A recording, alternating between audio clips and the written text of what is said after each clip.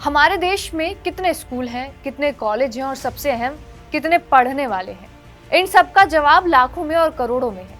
हमारे देश में लाखों स्कूल हैं, करोड़ों स्टूडेंट्स हैं जो कॉलेज में हैं, स्कूल में हैं। स्कूल में हम पढ़ते हैं तो माँ बाप की इच्छा होती है कि बच्चा फर्स्ट आए। बच्चे भी चाहते हैं कि वो क्लास में टॉप करे। कंपटीशन होता है, लेकिन ऐसा नहीं है कि जो 7वीं कक्षा में टॉप नहीं किया वो 8वीं क्लास में नहीं जाएगा। आमतौर पर भारत की जो शिक्षा प्रणाली है उसमें जितना दबाव पेरेंट्स पर होता है उतना ही स्टूडेंट्स पर, लेकिन ऐसा 12वीं के बाद होता है, क्योंकि यहाँ से करियर की बात होती है, नौकरी की बात होती है, जिम्मेदारी और खुद के पैरों पर खड़े होने की बात होती है। और इस रेस में बहुत स्टूडेंट्स भाग रहे हैं, एग्जाम की तैयारी कर रहे हैं, लेकिन एग्जाम देकर आते हैं और खबर आती है कि पेपर लीक हो गया। कई बार एग्जाम कैंसिल हो जाता है, दोबारा होता है, लेकिन तैयारी की भी एक रिदम होती है। रिदम वैसे तो होता कुछ नहीं, लेकिन कहते हैं अगर आदमी का रिदम बना रहे तो वो कमाल कर देता है। रिदम टूट जाए तो दोबारा से कमाल करना मुश्किल हो जाता है। नीट यूजी परीक्षा का मामला देश में छाया हुआ है। सीबीआई को जांच सौंपी गई है। सवाल नेशनल टेस्टिंग एजेंसी यानी कि एनटीए को लेकर भी उठ रहा है। पेपर लीक मामले में बिहार पुलिस हर दिन नए खुलासे कर रही है। पता चला है कि देश के कई राज्यों में इसके गिरोह का जाल फैला हुआ था। देश में एग्जाम पेपर लीक की बात की जाती है तो पहला नाम जो आता है वो बिहार ही है, क्योंकि बिहार ने ये त्रासदी झेली है। बिहार सालों से पेपर लीक का दंश झेल रहा है और यहाँ के कई सरगनाओं ने छात्रों के भविष्य बनाने वाले एग्जाम को एक पैसा छापने वाली मशीन में बदल कर रखा हुआ है। रंजीत डॉन के बारे में शायद ही कोई नहीं जानता हो। कहते हैं देश के सारे एग्जाम के पेपर वो लीक कर चुका था और उसका अगला निशाना था यूपीएससी, लेकिन इससे पहले ही उसकी गिरफ्तारी हो चुकी थी। आप जरा सोचिए, बिहार में 10वीं के एग्जाम के पेपर 6 बार से ज्यादा लीक हो चुके हैं। ऐसा ही हाल 12वीं का भी है। ऐसा नहीं कि बिहार इस फील्ड में देश का अकेला राज्य है। देश के ज्यादातर राज्यों में पेपर लीक की घटनाएं हुई हैं और आज भी होती हैं।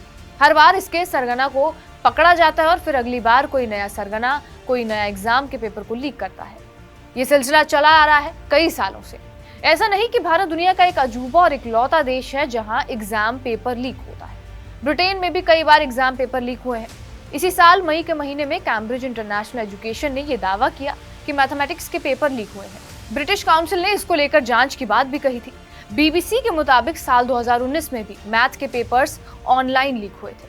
दुनिया भर में पेपर लीक की घटनाएं होती होंगी, लेकिन भारत में ये ऐसे हो चुका है जैसे सबको पता है कि संडे के बाद मंडे ही आएगा। इसलिए भारत में इसको लेकर तमाशा भी खूब होता है। देश में पिछले 10 साल के ही पेपर लीक आंकड़ों को देखें तो पता चल जाएगा कि किस कदर एजुकेशन सिस्टम को खोखला किया जा रहा है। बिहार से आगे राजस्थान चले तो यहाँ भी पेपर लीक पर दिलचस्प आंकड़े हैं। द प्रिंट की एक रिपोर्ट की माने तो 2019 से लेकर 2022 के बीच राजस्थान में हर साल 3 पेपर लीक की घटना हुई थी, जिससे 40 लाख स्टूडेंट्स प्रभावित हुए थे। पिछले 7 साल में देश भर में 70 से ज्यादा एग्जामिनेशन पेपर लीक हो चुके हैं।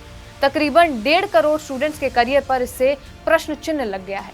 यूपी, राजस्थान, गुजरात, पश्चिम बंगाल, तमिलनाडु, मध्य प्रदेश, हरियाणा और पंजाब जैसे राज्यों में पेपर लीक की घटनाएं होती नहीं है।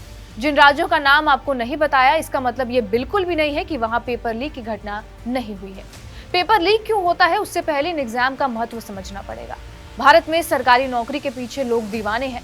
एक आम भावना यही है कि सरकारी नौकरी हो गई तो लाइफ सेट है, ज्यादा काम नहीं करना पड़ेगा, जिंदगी मौत से कट जाएगी। लेकिन सरकारी नौकरी की संख्या राज्य और केंद्र को मिलाकर 2 करोड़ के आसपास है और देश की आबादी 140 करोड़। सरकारी प्यून के लिए 10 लाख फॉर्म भरे जाते हैं और सीटों की संख्या मान लीजिए 500 या 1000 के बराबर। ऐसे में सबको कैसे मिले सरकारी नौकरी? दूसरा पहलू ये है कि चाहिए तो सबको सरकारी नौकरी है, तो ठीक है, एग्जाम देकर नहीं निकलता तो पैसा देकर सरकारी नौकरी कर लेंगे। और यही वो माफिया एक्टिव हो जाते हैं जो पेपर लीक के लिए जिम्मेदार होते हैं। सवाल ये है कि ऐसे में पेपर लीक को कैसे रोका जाए? जानकारों का कहना है कि यूपीएससी परीक्षा का एक टाइम टेबल फिक्स है, उसी तर्ज पर बाकी एग्जाम भी लिए जाएं।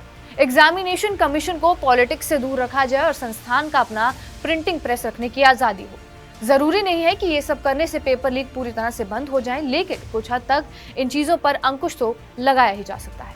बहरहाल, आपका इस वीडियो पर क्या कुछ कहना है हमें कमेंट बॉक्स में जरूर बताएं। बाकी देश और दुनिया की तमाम बड़ी खबरों के लिए बने रहिए हमारे साथ TV9 डिजिटल पर।